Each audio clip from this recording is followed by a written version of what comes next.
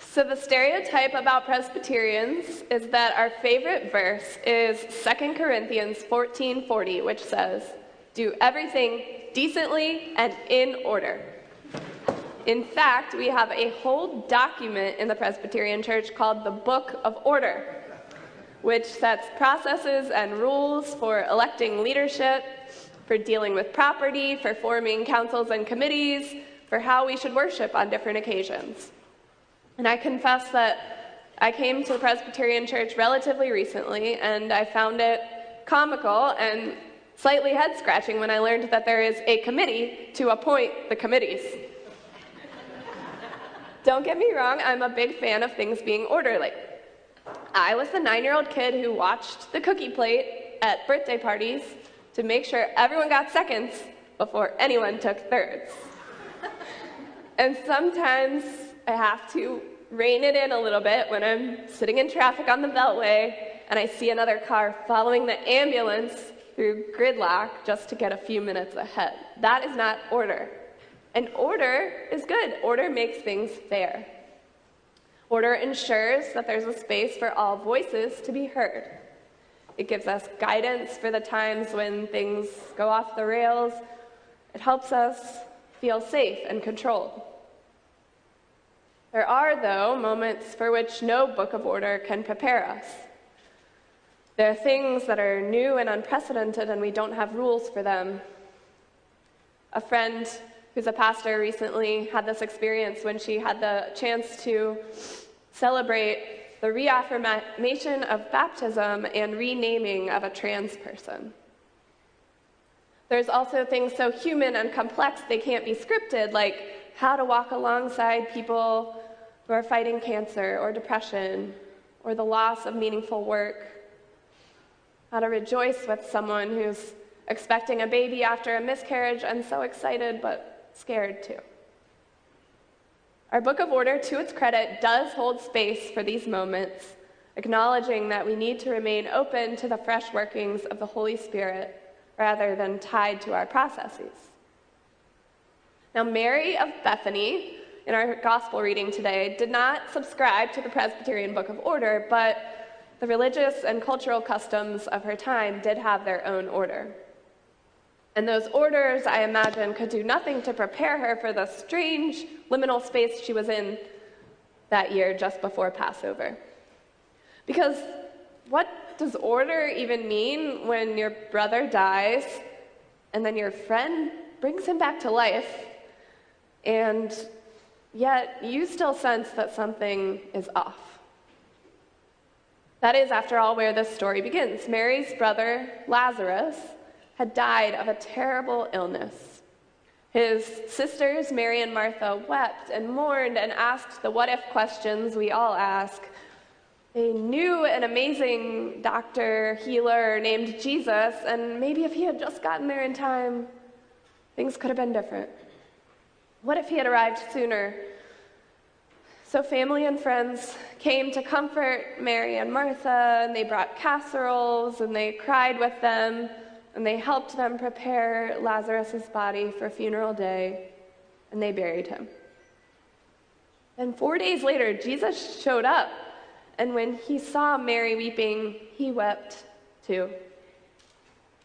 And after he wept with her, he opened the tomb, and instead of the stench of death came the sweet aroma of the burial perfume, and then suddenly Lazarus walked out of the tomb, poof, just like that.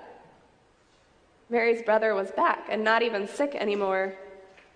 Of course, that whole turn of events left everyone reeling. There were no categories to contain it.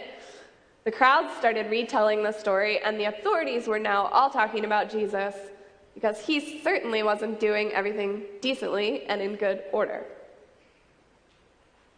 So that's where we begin today, and it wasn't much time after this that Jesus came back to their home for dinner, 6 days before the Passover. And what do you do when things have been knocked out of balance? Most of us try to get back to a sense of normalcy. So Martha cooks dinner and runs around serving everybody because that's what she does. And Lazarus just sits at the table and tries to blend in. And the disciples tag along, and Judas makes his usual grumbles. But Mary can't go back to normal. She's always been a bit of a boundary breaker, and now she really feels like things are off balance.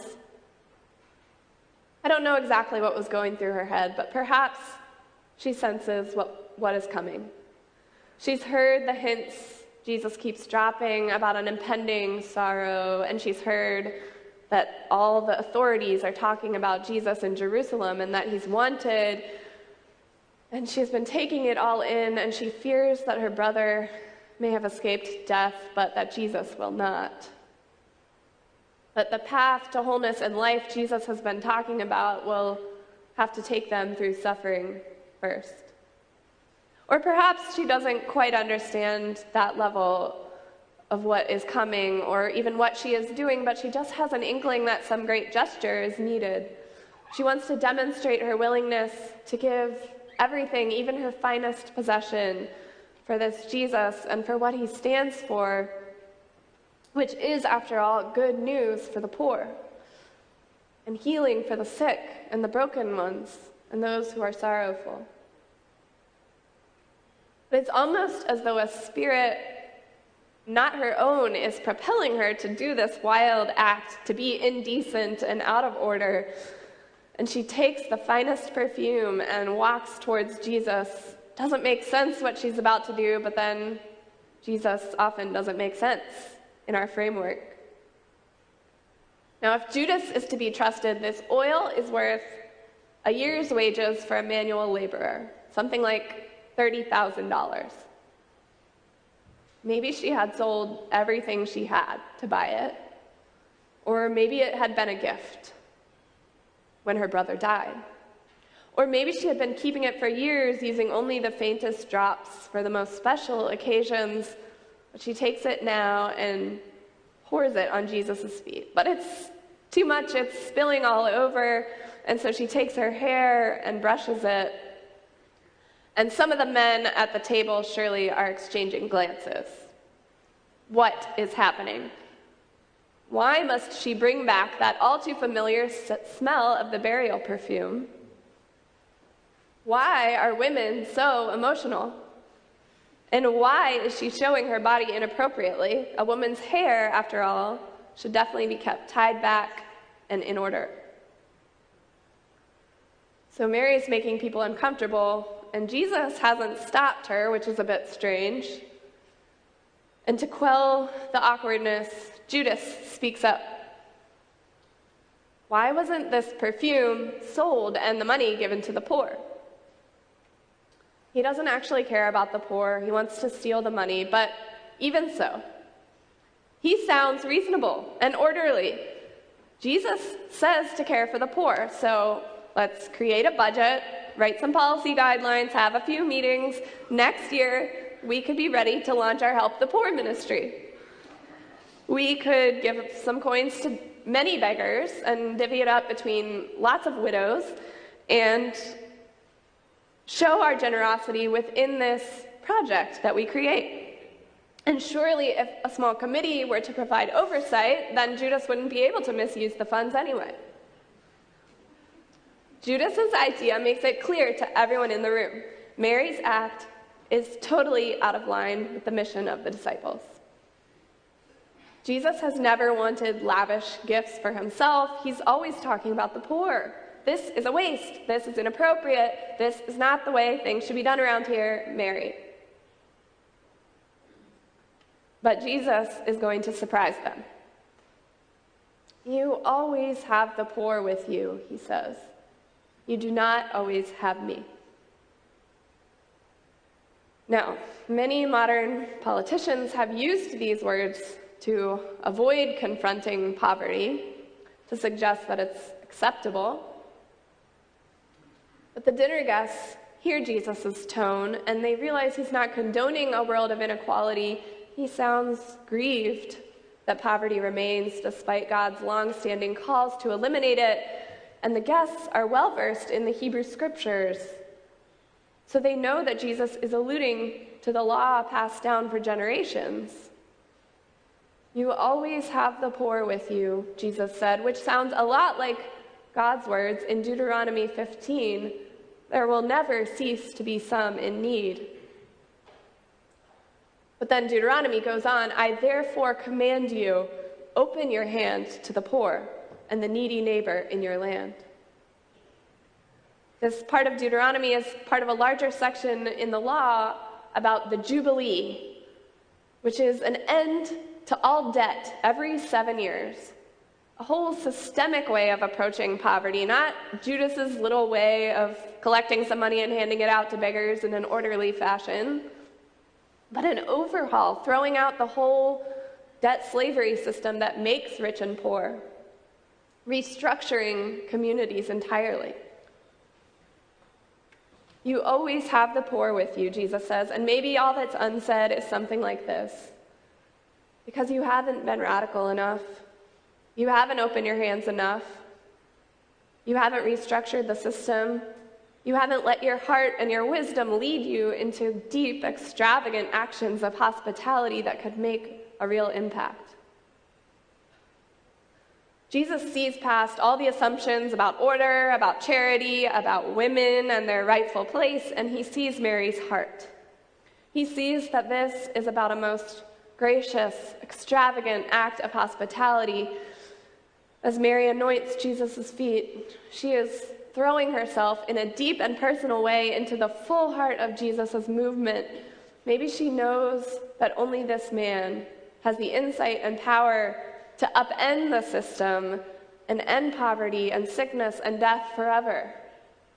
Maybe she senses that this is a special moment, that her time with Jesus is coming to an end, and that she must act now to honor him. He didn't ask to be honored in this way, but he receives it as a recognition of all that he stands for and as a gift of grace. Judas wants an efficient project, an easy charity handout, a system that keeps everyone comfortable and in order. But Mary knows that love boils down not to order and budgets, but to the moments we let the Spirit lead us into wild and indecent acts of grace. And in that way, she's not out of line with Jesus' mission at all. She's in line with a God whose abundant grace is not bound by what makes sense. A God who we learned in our Isaiah reading wants to put rivers in the desert and to waste resources on even the wild animals, the jackals. And a God who wastes this holiness and divinity by spending so much time and attention on human creatures, even to the point of becoming one of them. A God who proclaims that the way to new life is through the death of the shameful cross. Yes, Mary is in line with that God who does not quite make sense and yet always offers extravagant grace. And it seems that Jesus is moved by her display of love, because a week later, he's eating Passover with his disciples, and he will get up in the middle of dinner and kneel down to wash their feet in another surprising act of hospitality and love. And just as he has emulated Mary's act, he will invite the disciples and all of us who inherit this great story to emulate his act. So how will we respond? Judas responded by trying to bring order into a chaotic scene, trying to make sense out of Jesus' mission, to distill it into a program that would be easier to contain, and he used this sense of order as a front for his real selfish goals. His orderly project of helping the poor degenerated into having the appearance of embracing Jesus and his mission, while actually denigrating Mary and missing the presence of grace right there that evening. Like Judas, we are often tempted to put charity and generosity into an orderly system. We might prefer to send a check to a homeless shelter than to welcome a guest into the mess of our home and our lives. We might get uncomfortable when people who use indecent language or have questionable clothing show up at our church event. On the other hand, there's Mary's way. Mary let the Spirit propel her into a risky act of generosity and love. She didn't know how it would be received, and yet she took the risk to fling her whole self before Jesus. Was it personal gratitude that led her there, commitment to his vision of wholeness? We don't know exactly, but what we do know is that it took listening and paying attention to that voice inside her that told her to do something wild, something new. Will we follow after Mary? Will we let the Spirit break into our practicality and help us to take risks in showing love? I can't tell you exactly what that looks like, because it has to come from deep inside, from your own deep love and connection to God and insight. But I wonder, is it something like flying Palestinian youth all the way to Virginia to attend a work camp? Surely that money could be more sensibly spent locally for a broad impact. But when we fly our friends from our sister congregation in Nablus here for the summer, maybe there's a deep impact on all of us. Or is extravagant hospitality something like rescuing every animal you see and bringing them into your home for your family to deal with? Surely all that time spent cleaning could be given to the order of an existing shelter. But then maybe some of the animals would be missed. Whatever extravagant hospitality may look like for you, I think it starts, as it did for Mary, with paying attention. She listened to Jesus' words and attended to the workings of her heart and took a risk. May God, the wildly gracious and boundary-breaking God that we worship, help each of us to do the same. Amen.